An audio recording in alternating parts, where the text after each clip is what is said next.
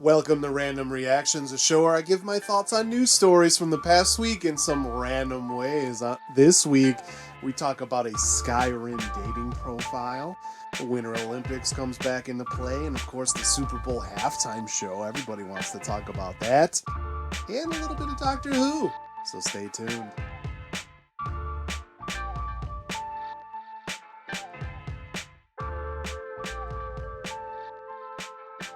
Getting right to the rundown this week, I start with a ridiculous story from ScreenRant.com titled Skyrim's Lydia Tries Online Dating with Hilarious Tinder Profile, written by Dmitry Lapunov.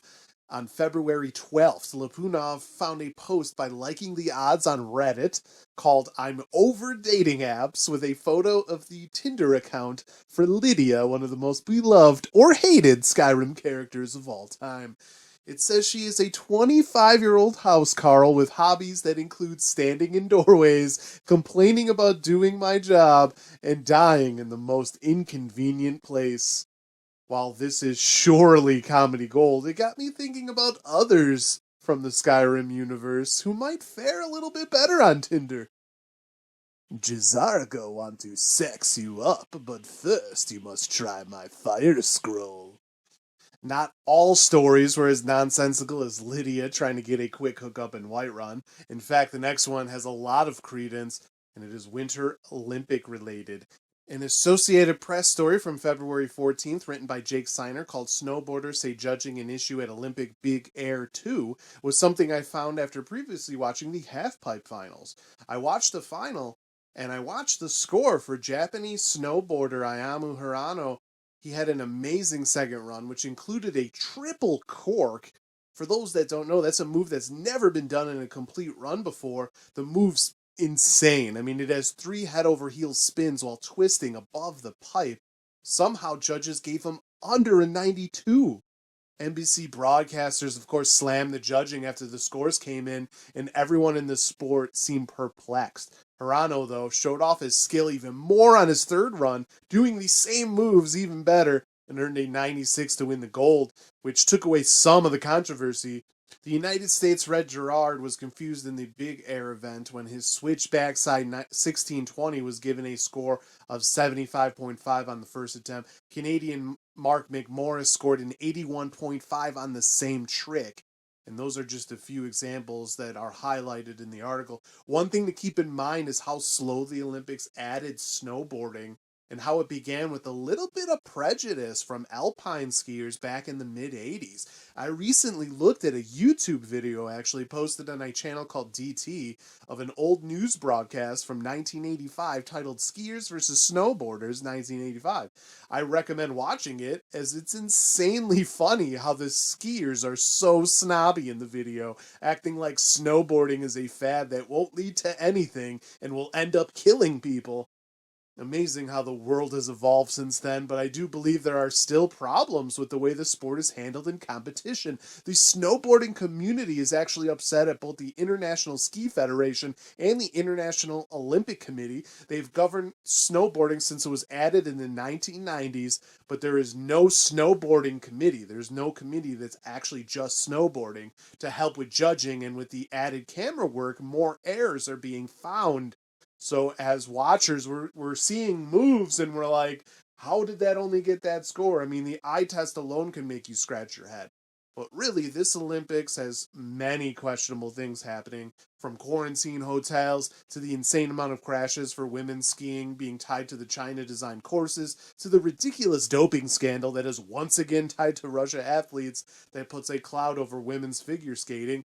You know, I really like the Olympics, seeing the amazing athletes, the sports that are otherwise not televised or talked about often enough. Great to see. But these stories are really putting everything in perspective. The IOC needs to get their stuff together, and it shouldn't be that hard. But not all stories made me want to yell at the screen. I actually read many stories about the Super Bowl from February 13th to February 14th. Many that were interesting. I mean, they range from talking about Matthew Stafford's game-winning drive at Cooper Cup, making unbelievable plays. For those that didn't see that drive, it was a really great drive. It's what gave Cooper Cup the MVP. Aaron Donald's dream finally coming true and reporters hounding him about retirement, even though they have a whole off season to ask him these questions. I mean, it's like, come on, take it down a notch, reporters. I'm a journalist too. Sometimes you gotta take stuff in perspective yourself.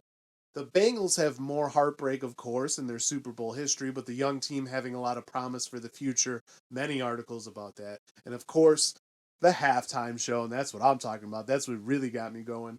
I admit I usually don't watch the halftime show. The Lady Gaga and Prince ones were actually kind of fun from what I remember. I know my fiance really liked the Lady Gaga one from a few years ago. A few others had moments, but really didn't make me go back and love them. I remember the Rolling Stones and Paul McCartney ones, and they were good, but they didn't really fit with the Super Bowl in my mind. It didn't make sense, but this year was a lot different. And then we had a pretty solid lineup that actually made sense in my mind. You had Dr. Dre, Snoop Dogg, Mary J. Blige, Eminem, Kendrick Lamar, and a surprising guest, 50 Cent, which I was just like, what? Hanging from the ceiling of the set. It was the first time that hip hop was able to have an entire show to themselves for the Super Bowl, which seems like it is a little late. I mean, it seems really late for that, doesn't it? That's insane. Perhaps this will open the door to more shows like this, but I actually like this year's show a lot. I haven't really thought of ranking all time because I haven't seen all the halftime shows, nor do I even want to. But it's probably my number one if I went back. I mean, a Rolling Stone article that really got me going on this by Rob Sheffield posted on February 13th, a little bit after the Super Bowl ended. He concurs with my opinion. The story called California Knows How to Party. Dr. Dre leads one of the all-time great Super Bowl halftime show. It starts with the words, well, that was awesome, because it really was. Sheffield talks about the set. I also loved it. Yeah, it was a map of Compton. It had like the storefronts and like houses and stuff that had dancers inside.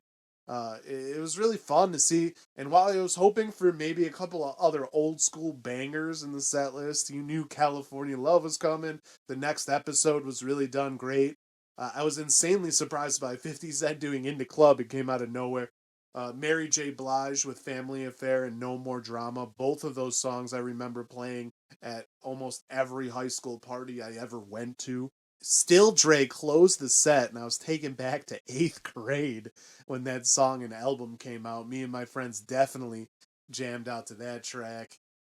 Of course, the article goes into more about how hip-hop was finally given its place on such a big stage. I again am amazed that it took until 2001 for any hip-hop to be featured, and all the way until this year, 2022, for an all-hip-hop show. Doesn't make sense. Perhaps the NFL can now get on the ball and clear their prejudice from owners not hiring black head coaches, but, I digress on that one. Moving on to my top story from the past week, and it appeals to my nerdy side. People are going to be like, why is this your top story? Well, it's pretty random, no? It's with Doctor Who. Russell T Davies is taking over as showrunner for season 14. I'm definitely interested in what he might do with the show based on my love for the first season of New Who, with Christopher Eccleston as the Doctor. We have 2 more specials, including the Return of the Sea Devils, before Jodie Whittaker regenerates, and Russell T Davies will start off with the 60-year anniversary special. There are so many rumors and a lot of speculation. Stories about the 13th Doctor might regenerate outside the TARDIS. Speculation of how the storylines for the 13th Doctor might be wrapped up, with time actually being a real tangible being, not just a concept. And of course, the timeless child narrative still needs a little clarity. Of course, this news also means that we are getting the articles on episode rankings as well. This is the time when I see them just dropped on many, many sites. There was one that caught my eye from looper.com from February 11th, simply called 30 Best Doctor Who Episodes Ranked by Adam Levine.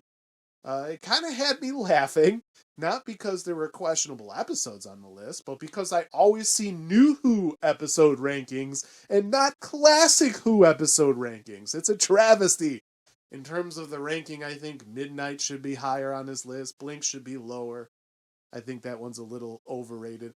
Empty Child, Dr. Dances should be considered one episode, should be higher. The Girl in the Fireplace shouldn't even be on the list. I mean, get out of here with that. Vincent and the Doctor should definitely be 5 spots higher, and you'll see what that means. But these rankings are subjective, of course. I always appreciate someone ranking their favorites. It really just makes me want to rewatch the episodes again. I'm such a big fan. Again, though, in terms of Classic Who, which should be ranked by serial, since most stories were several episodes long, I don't see enough. And I think people are shortchanging themselves because there are many, many, many great ones. So what that means, of course, is I'm reacting to this by making my own Classic Who ranking. That's right, right here. I watched all of the available stories in order before the 50th anniversary special came out. One story after the other. 5 months of nothing but Classic Who. I am definitely a trustworthy reviewer of these. As an American, perhaps the most trustworthy American opinion on this topic. I'm not sure anybody else did what I did. So let's take a look at my top serials from Classic Doctor Who. My number 3 is actually a lot of people's number 1, despite it being with the 5th Doctor played by Peter Davison. Davison really wasn't a bad doctor, and I liked several stories from his era, but the writing was clearly off from the heyday of Pertwee and Baker, and that all changed here. The Caves of Androzani begins with the Doctor and companion Perry falling into a poisonous Spectrox nest. The rest of the serial has the Doctor desperately trying to find a cure for him and Perry as they are dying the entire time. But of course, the planet they are on is in the midst of a political war for the substance that is created from those nests. Spectrox prolongs life, and businessman Morgus wants the control of the planet for himself to sell the substance to rich people in the universe and live forever with endless money. The cliffhanger to the final part was amazing, with the Doctor needing to dig deep to save Perry, and the writing really allowed Davison to truly play the role at his best. A lot of action here, a lot of fun, and to be honest, after watching this story, I was upset that Peter Davison was done after it.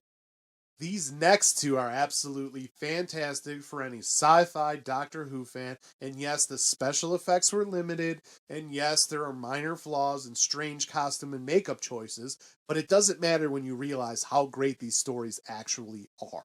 My runner-up is another fantastic story by John Pertwee's 3rd Doctor, Inferno. This was a 7-parter, the last time any serial was that long, but it sees the Doctor working on his TARDIS console, trying to bypass the Time Lord's plan to imprison him on Earth for meddling in other planets' affairs. Of course, the TARDIS is grounded, he can't do anything, so the Doctor's experimenting, trying to get it to go. At the same time, a scientist is drilling to the center of the Earth, something the Doctor warns is dangerous based on the readings he gets from the computer. The Doctor, however, accidentally slips sideways through dimensions and ends up in a parallel world where UNIT is actually a fascist organization led by Brigade Leader, who is a counterpart to Brigadier Lethbridge Stewart. The universe is also ahead of the Doctor's real universe, so he sees his warnings about the drilling were right as all hell breaks loose, literally. The ending is a crazy sight, and one that actually gives the Doctor a bit of PTSD, and that's brought up several stories later with some of his decisions. The story might seem a bit long early on, but I think it really embodies the spirit of Pertwee's portrayal of the Doctor, which is my number 2 behind Baker and just ahead of Christopher Eccleston. Finally, my number 1 all-time classic Doctor Who serial is The Pyramids of Mars. This is the best, trust me. You get both 4th Doctor and Sarah Jane Smith comfortable and excelling in their roles at this point, and you get a story that has a fantastic enemy in Sutekh, which is considered an inspiration for the Egyptian god Set. Taking place in Egypt, England, and Mars in 1911, Sutekh is discovered imprisoned in a pyramid burial chamber. He is a part of the alien race called the Sirens, and Sutekh was imprisoned by his brother Horus. As the writing really tried to give us ancient aliens before Mr. Tsoukalos. Sutekh, of course, possesses humans in order to break the seal Horus left on Mars, and if he escapes, he will bring death and destruction across the universe. This story also gives us one of the greatest parts in Doctor Who history, when Sarah Jane Smith asked the Doctor if they could just leave. She knows the world wasn't destroyed because she's from the future, right? The Doctor, however, shows her that time is in flux, and that if Sutekh escaped, time would be rewritten for the post-apocalyptic future. This was the first time in the entire series that we get the insight by the Doctor that there are fixed points and flux points in time, and that their actions at that moment would decide the fate of the universe. Simply amazing. And that's my top Doctor Who, classic Doctor Who serials of all time. Now, I actually did a top 10, but that would have made this video a little too long. So if you want to watch the full top 10, go to my Instagram account, eclectic_Iozzo, that's ECLECTIC_Iozzo. You might be surprised about a few shows that make my list, and if you yourself has watched Doctor Who classic stories, list your favorites in the comments section and tell me where I'm right and where I'm wrong. Thanks for watching and following, and remember, random seems to find is the good. time to discover visions lost on their minds, searching and scrolling, avoiding the trolls and wishing for the seconds to start slowing. Reading the news while I drink delicious brews, pick and choose whether to debate this or discover a new food. Rap battles and video games, no reason to wait. Instead I take action, my passions lead to tasks and distraction. A weekly live action attraction, utter satisfaction as you watch my random reactions.